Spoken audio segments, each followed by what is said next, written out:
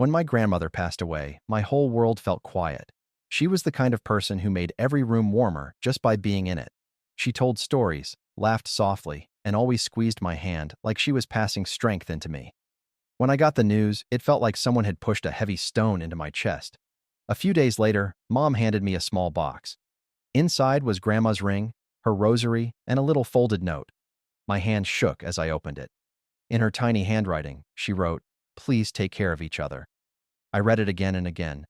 Those words stuck in my heart like glue. Grandma always wanted peace in our family. She always wanted us to look out for one another. So when Mom asked if I could help pay for the funeral, I didn't even think twice. We sat at the kitchen table, looking at a list of costs. Mom looked stressed, her hands rubbing her forehead. She said money was tight. She said the funeral home needed payments up front. She said we couldn't let Grandma have a cheap burial. I nodded, because all I wanted was to honor Grandma. She deserved the best, and I wanted her final moments on Earth to be gentle and beautiful. The costs added up fast.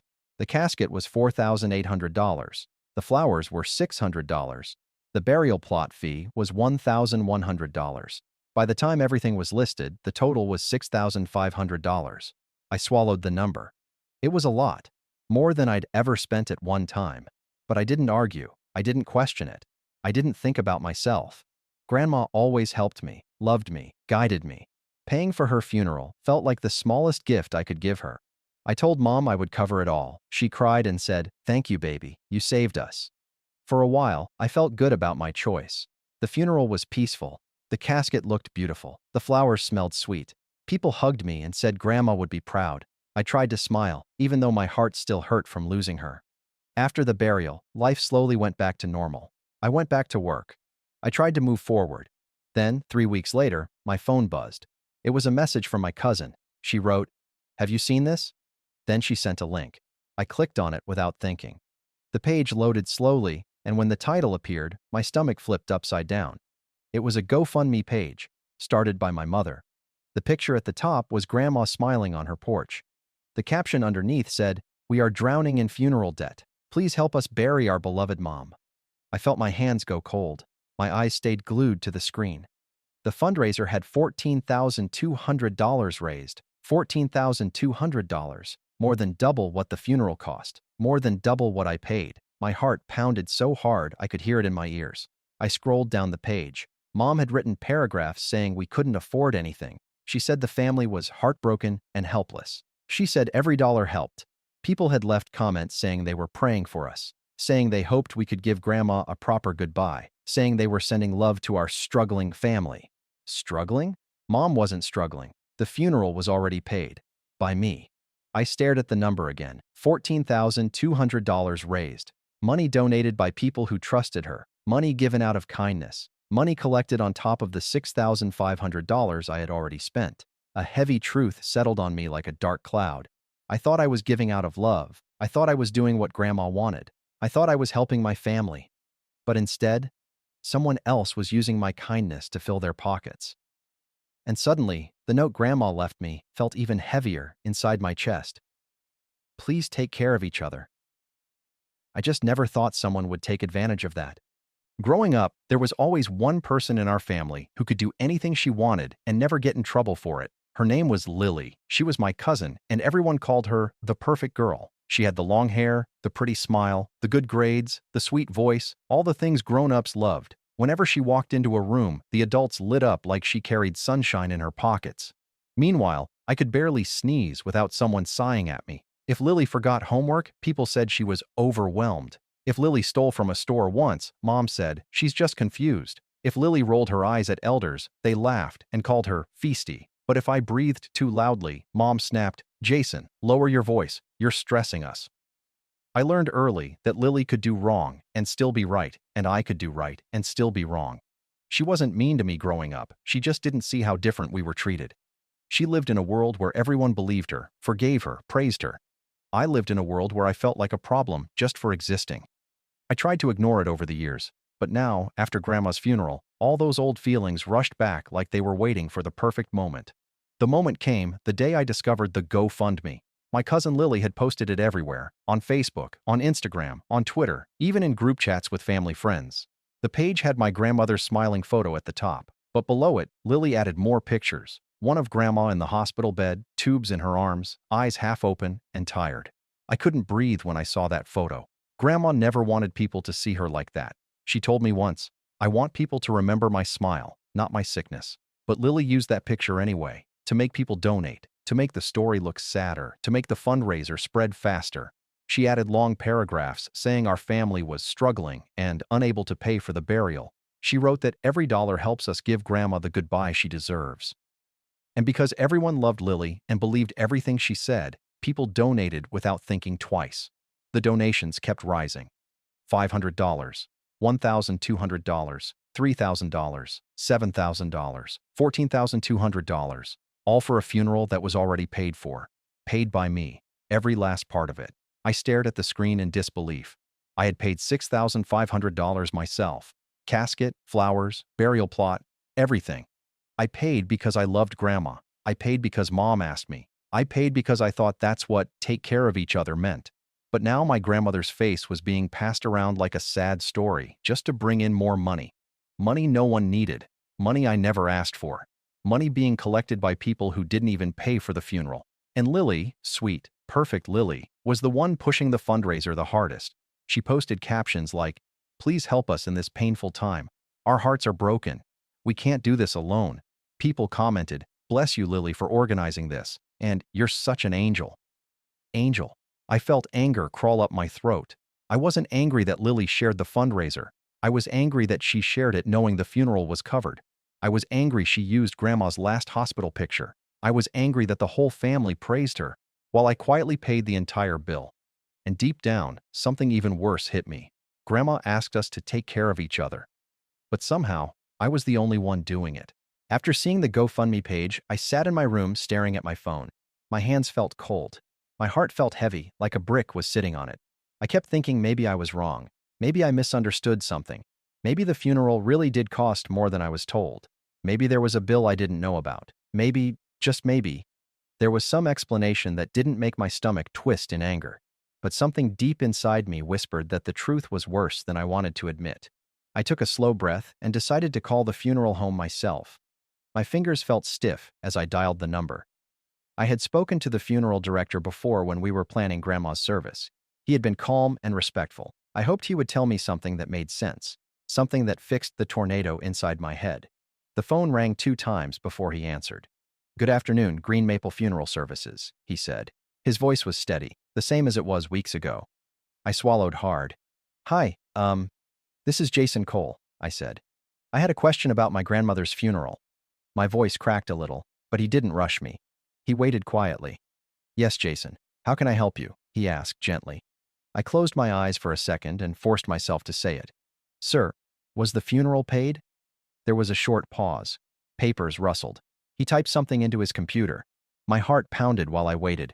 Then he said the words clearly. "Yes, paid in full by a Jason Cole." My throat closed instantly. I felt the air leave my lungs. Hearing my name felt like someone pressing on a bruise I didn't know I had. I had paid for everything. Every part of the funeral, casket, flowers, burial plot, came out of my pocket. And he confirmed it, exactly the way I remembered. I barely managed to speak. There wasn't a balance left? Nothing unpaid?" He replied with a firm voice. "No, there was never a balance. Never a balance." The words echoed in my head like loud bells. Never a balance. Never a balance. Never a balance. That meant the GoFundMe wasn't for help. It wasn't for funeral debt. It wasn't for burying Grandma. It was a lie, a full lie. A lie told to hundreds of strangers and shared by my own family. My fingers trembled around the phone. I pressed it harder against my ear without meaning to. I suddenly wished I could disappear into the floor. My voice sounded small when I whispered, "Okay, thank you." He asked if I needed anything else, but I said no and ended the call before I started crying. I stared at my bedroom wall, trying to understand. People had donated thousands of dollars. People had given money to help our family. People had trusted the story they were told. People believed we were drowning in funeral costs. But we weren't. We had no debt. We had no balance. We had no extra fees. The only thing drowning was the truth. I sat on the edge of my bed and buried my face in my hands. The room felt too quiet, too still, too small. My grandmother had always taught me to be honest. She always said, "Do the right thing even when no one is looking." But now her picture was being used to trick people. Her memory was being used like bait. It felt like someone had taken her kindness and stretched it into something ugly, something greedy, something selfish. And the worst part was knowing who did it. My own family. The people who hugged me at the funeral, the people who stood beside Grandma's casket, the people who cried in front of others, while secretly collecting money behind my back. As I sat alone in the quiet room, one hard truth finally settled in my chest. My family didn't just lie. They turned Grandma's death into a business, and I didn't know if I would ever be able to forgive that. I drove to my mother's house with my jaw tight and my heart pounding. The whole way there, I kept replaying the funeral director's voice saying, there was never a balance. I couldn't understand how anyone could lie about something as serious as Grandma's funeral. I couldn't understand how my own family could take advantage of strangers like that. By the time I pulled into the driveway, my hands were shaking so hard I almost dropped my keys. I walked inside without knocking. Mom was sitting at the kitchen table. At first, I didn't understand what I was seeing. There were envelopes spread across the table. Big envelopes, white ones, yellow ones, even some thick ones. And Mom was counting the money that spilled out of them. There were $20 bills, $50 bills, and $100 bills stacked in neat piles. Piles so tall, they looked like something out of a movie. I felt my stomach turn. She looked up and smiled like everything was normal. "Hey, Jason," she said. "I didn't expect you." I didn't smile back. I pulled out my phone and slammed it onto the table, the GoFundMe page showing Grandma's picture and the big number, $14,200, staring up at us. Mom's hands froze above the money. She didn't blink. She didn't breathe. She just stared at the screen like it had suddenly turned into something dangerous. Before she could say anything, Lily walked into the kitchen. She was wearing a brand new gold necklace that sparkled under the light. She twirled it with her fingers and smiled proudly. "This helped a lot, didn't it?" she said, looking at me like she expected me to clap for her. My voice came out in a whisper, but it felt louder than a shout. "Helped who?" Lily blinked. "Us, of course," she said. "Funerals are expensive." Mom finally spoke. "Jason, listen. You don't understand. These donations helped the family. People wanted to support us. There's no harm in that." I stepped closer to the table. The money seemed to glow under the kitchen lights. I remembered Grandma's face in the hospital, her tired eyes, her soft voice. She never wanted to be a burden on anyone. She never wanted strangers paying for her burial when she already knew I covered it. "Funerals are expensive?" I repeated quietly. "Mom, I paid for it." My words echoed through the room like a door slamming shut. Mom blinked slowly. "Well," she said, dragging the word out, "people wanted to donate. Why ruin that? Why ruin that?" I stared at her like I was looking at a stranger. Why ruin that? Because it was dishonest. Because it was wrong. Because Grandma deserved better. Because I deserved better. I pointed at the envelopes. "That money isn't for you," I said. "People donated because they thought we were drowning in debt." Mom sighed like I was being dramatic. "Jason, calm down. It's just money. Everyone helps each other during hard times." "But we weren't in hard times," I said. "You told strangers we couldn't afford the funeral when it was already paid. You lied to hundreds of people." Lily crossed her arms. "People lie online all the time," she said. "It's not a big deal." Not a big deal. The words made my heart hurt. Grandma's memory was a big deal. Kindness was a big deal. Honesty was a big deal. Mom pushed the envelopes closer to her chest. "Jason, don't act like you're perfect. You're part of this family. We all do things to get by." I took a slow breath. My voice felt soft, but sharp. "No," I said. "I don't lie about funerals. I don't take advantage of people who cared about Grandma. I don't turn grief into a money-making plan." The kitchen went completely silent. Mom didn't move. Lily looked down at her necklace. The money sat on the table like a pile of guilt no one wanted to touch. I didn't yell. I didn't cry. I didn't stay any longer. I turned around and walked out the door, realizing something painful, but clear. The funeral wasn't the only thing they used Grandma for. They used me too. I stood in the kitchen staring at the piles of cash, feeling like the floor under me was tilting. My whole body felt hot and cold at the same time. I wasn't leaving until I understood exactly what my mom and Lily had done. After everything I had seen, the fundraiser, the hospital photo, the envelopes full of money, I needed answers. Real answers. Not excuses. Not fake stories. "Tell me where the money went," I said. My voice sounded calm, but inside, I felt like I was shaking. Mom crossed her arms. Lily rolled her eyes. Neither one looked sorry. Neither one looked scared. They looked annoyed, like I was the problem. But I stayed where I was, waiting for the truth. At first, they tried to pretend it was no big deal. Mom said, people donated because they cared. Lily said, we only used a little. But I didn't move. I kept my eyes on them. I wanted the facts, not the sweet-sounding lies they were used to telling. Finally, after a long moment, Mom sighed. Fine, she said. If you really need to know, we didn't use the GoFundMe money for the funeral. She said it like she was telling me the weather. Like it meant nothing. But to me, it meant everything. You didn't use any of it for the funeral? I asked. Not a penny, she said. Not a penny, not $1, not 1 cent for Grandma's goodbye. My chest tightened. So, what did you use it for? I asked. Lily flipped her hair and said, well, Grandma would want us to take care of ourselves. That sentence alone made my teeth clench, but Lily kept talking, and each word felt worse than the one before it. We used some for my new iPhone, she said proudly. A brand new one. The $1,299 model, paid with money raised using Grandma's face. Mom added, I used $1,200 for rent. I was behind. She didn't ask. She didn't explain. She just took it. Lily laughed a little and said, I also needed a grief vacation. A grief vacation. 2 words that didn't go together at all. She pulled out her phone and showed me photos of beaches and palm trees. She said the trip to Miami cost $2,400. My mouth fell open. Mom then listed more things as if she were reading a grocery list.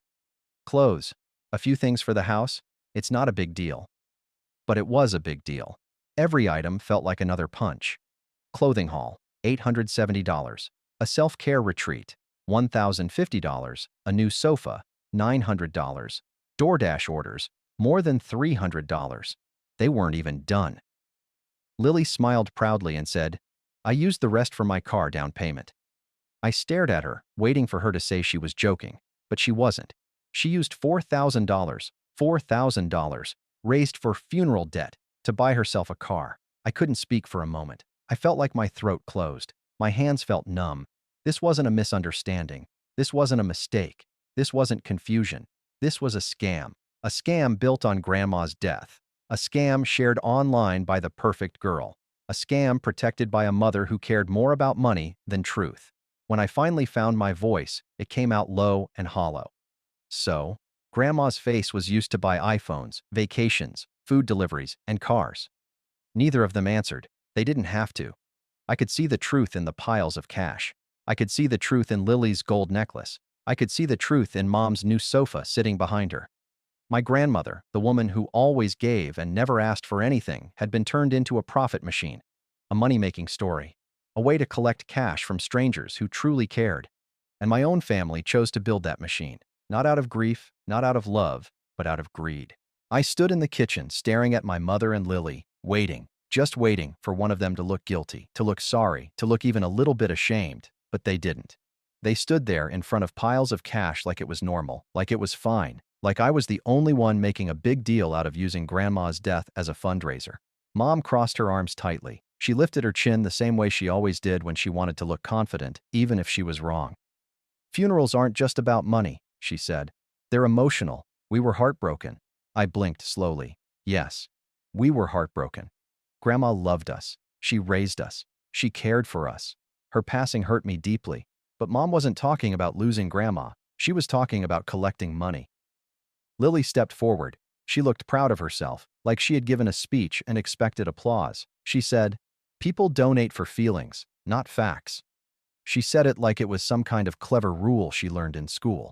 Her tone was light, cheerful, almost excited, like she had discovered a magic trick and couldn't wait to use it again. I stared at her, and my stomach twisted. People donate for feelings. Those words repeated in my head like a tiny drum beat. People donated because they believed our family was hurting financially. People donated because they wanted to help Grandma get a peaceful burial. People donated because they trusted the story they saw. People donated because they cared. They didn't donate so Lily could buy a brand new iPhone. They didn't donate so Mom could pay rent and pretend we were broke. They didn't donate so Lily could take a vacation to Miami. They didn't donate for new clothes, new furniture, or fast food deliveries. They donated out of kindness. And my family used that kindness like a tool. I shook my head and looked from Lily to Mom. You scammed people, I said softly. You lied. You used Grandma's death to make money. Mom rolled her eyes like I was being dramatic. Jason, you're too serious, she said. No one was forced to donate. She waved her hand as if the whole thing was a tiny problem. People give money online all the time. It's normal. Normal. She said it like lying was normal. She said it like using other people's generosity was normal. She said it like turning someone's funeral into a profit was normal. I felt a pressure growing in my chest.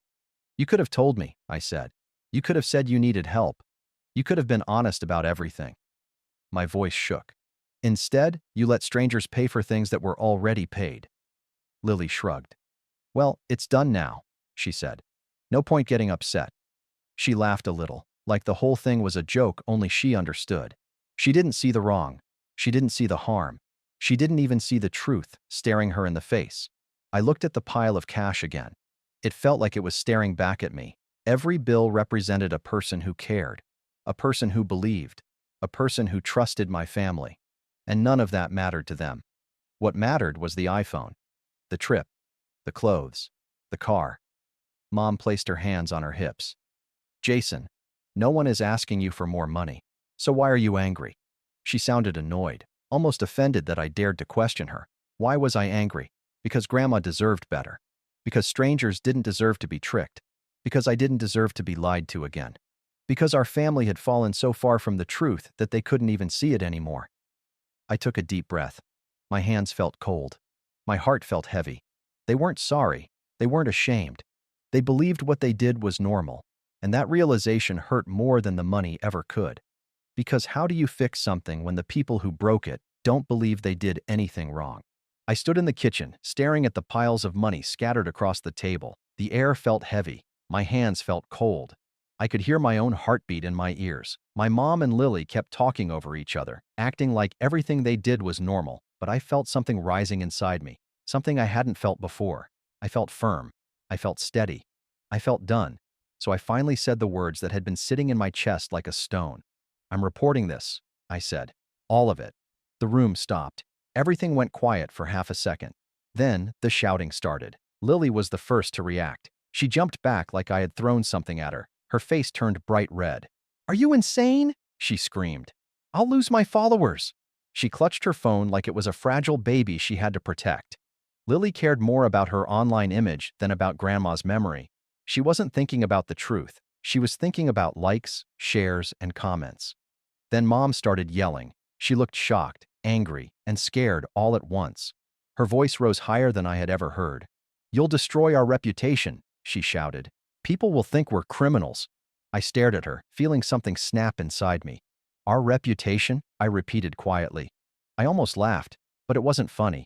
They were more worried about looking good than doing good. I took a slow breath and said, You destroyed Grandma's dignity. Those words hit the room like a heavy rock dropped into water. Mom froze.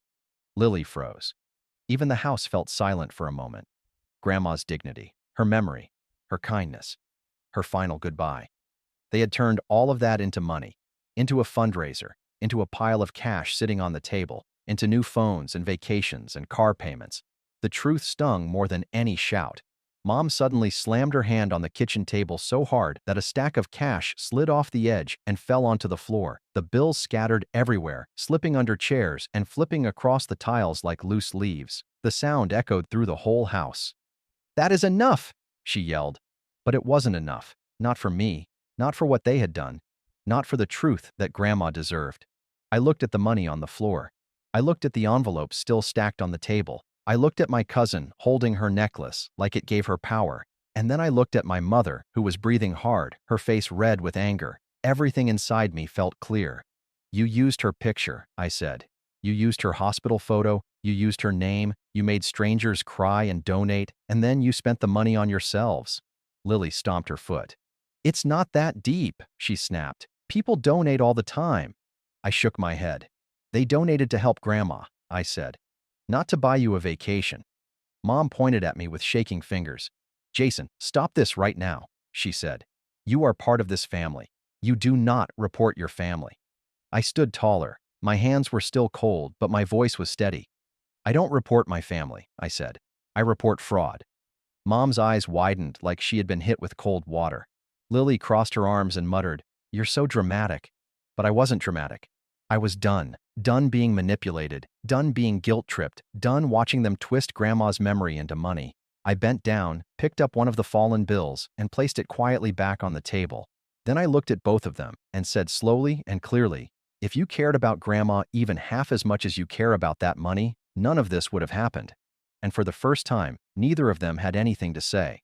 After leaving my mother's house, I sat in my car with my hands shaking on the steering wheel. My chest felt tight, but my mind felt clear. For the first time since the funeral, I knew exactly what I had to do. I couldn't undo what they did. I couldn't bring back Grandma. I couldn't erase the GoFundMe page, but I could show the world the truth. So I drove home, walked into my room, sat at my desk, and opened my laptop.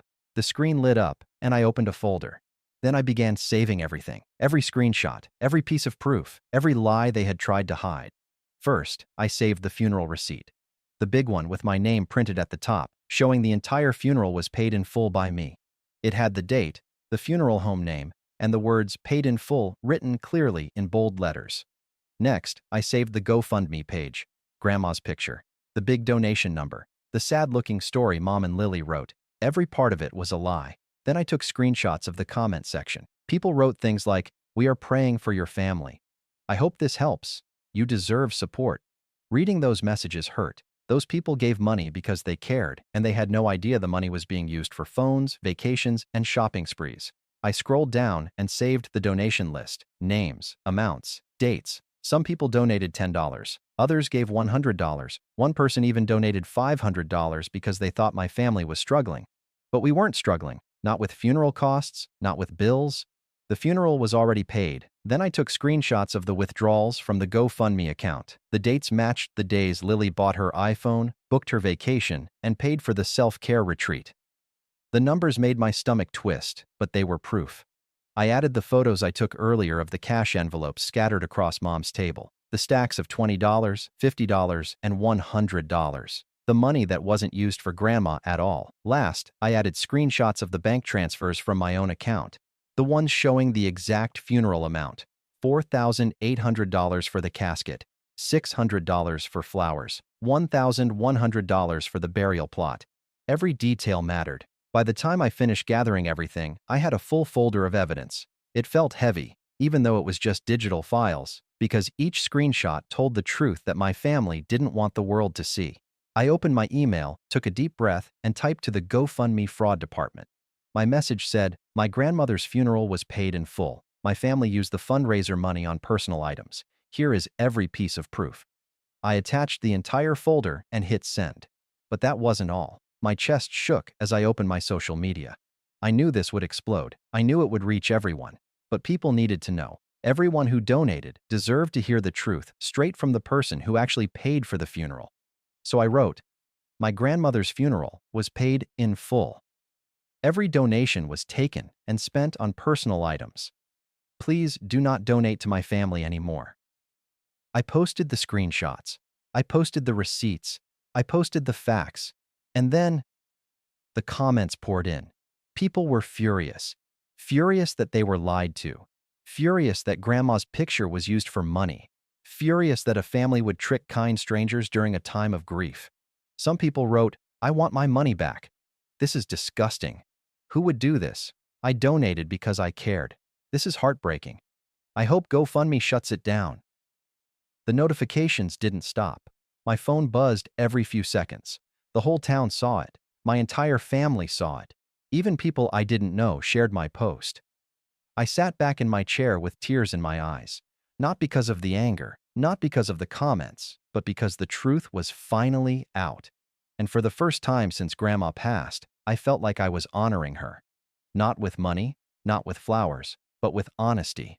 The fallout started faster than I imagined. After I posted the truth online and sent everything to GoFundMe, things moved like a fast storm. It felt like the world finally saw what I had seen alone in that kitchen. And this time, no one could pretend it wasn't real. The first thing that happened was GoFundMe freezing the funds. I got an email that said, "Your report is under review. The fundraiser is temporarily locked." That meant no more withdrawals, no more spending, no more vacations or new phones or self-care retreats. A few hours later came the next update. The organizer's account has been banned. The organizer was Mom. I stared at the screen. I felt a strange mix of sadness and relief.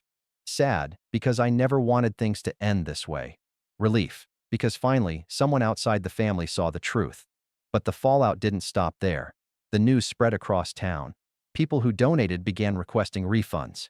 Some wrote angry comments on the GoFundMe page. Some messaged me personally. Some apologized to me because they felt like they were tricked into paying for a funeral I had already covered. Then something happened that shocked even me. Lily's influencer sponsorships were dropped. Every brand she worked with unfollowed her. Every partnership she bragged about vanished. She posted a crying video saying, "People are attacking me for no reason." But the comments weren't gentle. People reminded her that the money was stolen. People told her to apologize. People said Grandma deserved better. Watching Lily's perfect online image fall apart felt strange. I didn't enjoy it. I didn't clap. But I didn't feel sorry either. Because actions have consequences. Even for the perfect girl. Next came the hardest email of all, from GoFundMe. "We are requiring your family to return the full $14,200 to donors.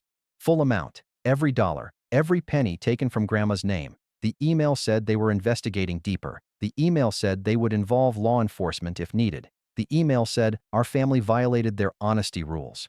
Mom must have seen the email around the same time I did, because the next thing that happened was my phone buzzing. Over and over, call after call. I didn't answer. I couldn't. My chest felt tight every time I saw her name appear. Then she left a voicemail. Her voice sounded shaky, full of tears. She said, "Why would you do this to your family? Why would you humiliate us? Why would you ruin everything?" I sat still for a long time after listening. I didn't cry. I didn't scream. I just felt tired, so tired of being blamed for the damage they caused. She said I ruined the family, but she didn't mention the lies. She didn't mention the scam. She didn't mention the fact that Grandma's funeral was already paid. She didn't mention the part where she used grief like a tool for money. When I finally decided to reply, I didn't call. I didn't yell. I didn't argue. I emailed her back with just 2 attachments: the funeral invoice showing I paid everything in full, and the GoFundMe screenshot showing $14,200 raised. Then I wrote one sentence: "I didn't do anything. You did." I clicked send. And for the first time since Grandma died, I felt something calm settle inside me. Not happiness, not victory, just truth.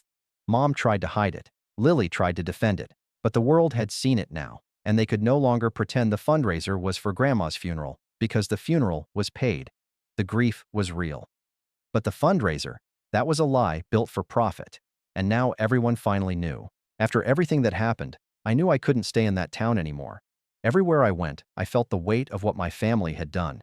The grocery store reminded me of people who donated thinking we were hurting. The streets reminded me of the funeral. Even my old neighborhood felt strange, like the air carried secrets I didn't want to breathe in anymore. So I made the choice I never thought I would make. I cut contact. No calls, no messages, no surprise visits, no more walking back into a house full of lies. At first, it felt scary. My whole life, I thought family was something you never walked away from. But then I realized something important. Family is supposed to protect you, not hurt you. And if they hurt you, it's okay to walk away. So I packed my things, rented a small truck, and moved out of town. I didn't go far, but far enough that the streets were new, the faces were new, and the air felt clean. My new apartment was small, with plain walls and old carpet. But when I stepped inside, I felt something I hadn't felt in months. Peace. Not the kind of peace where you pretend everything is fine. Not the kind of peace where you stay quiet to avoid fights. Not the kind of peace that gets taken away as soon as someone else needs something. Real peace. Peace that wasn't stolen from grief. Peace that wasn't built on lies. Peace that didn't come from covering up someone else's scam. It was mine. For the first time in a long time, I woke up in the morning without dread. I made breakfast without hearing arguments in the background. I cooked dinner without seeing Grandma's sad hospital photo in my mind. Most of all, I didn't have to walk around waiting for someone to blame me for things I didn't do. A week after settling in, I drove back to the cemetery. It was early morning, and the sun was low in the sky. The grass was still wet with dew. I walked slowly toward Grandma's grave, carrying a bouquet of soft pink flowers, her favorite. The air smelled clean, like fresh earth and quiet memories. Her grave looked peaceful, simple, calm, just like she was. I knelt down and placed the flowers gently against the stone. Then I sat there for a long time without saying anything. The wind blew lightly. A bird sang in a nearby tree. Everything felt soft and still. Finally, I whispered, "I'm so sorry, Grandma." My voice shook, but I kept going. "I'm sorry your memory was used for money. I'm sorry people lied using your name. I'm sorry strangers were tricked because they cared. I'm sorry I didn't know sooner." A tear slid down my cheek, but it didn't feel sharp. It felt like something leaving my body, something I needed to let go of. I touched the top of her gravestone with my hand. It felt cool and steady. Then I whispered the words that had been sitting in my heart since the day the truth came out. "I'm done paying for their sins." I let the sentence hang in the air. It felt heavy, but it also felt freeing. Because it was true. I wasn't going to carry their mistakes anymore. I wasn't going to clean up their lies. I wasn't going to protect them from the consequences they created themselves. This time, I whispered, "I'm living for me. Living for peace. Living for honesty. Living the way Grandma would have wanted." I stood up slowly, brushed the grass off my knees, and looked at the grave one last time. The sunlight landed softly on the stone, making it glow like her smile used to. Then I walked away. Not from her memory, not from love, but from the people who tried to profit from both. And for the first time in my life, my future finally felt like it belonged to me.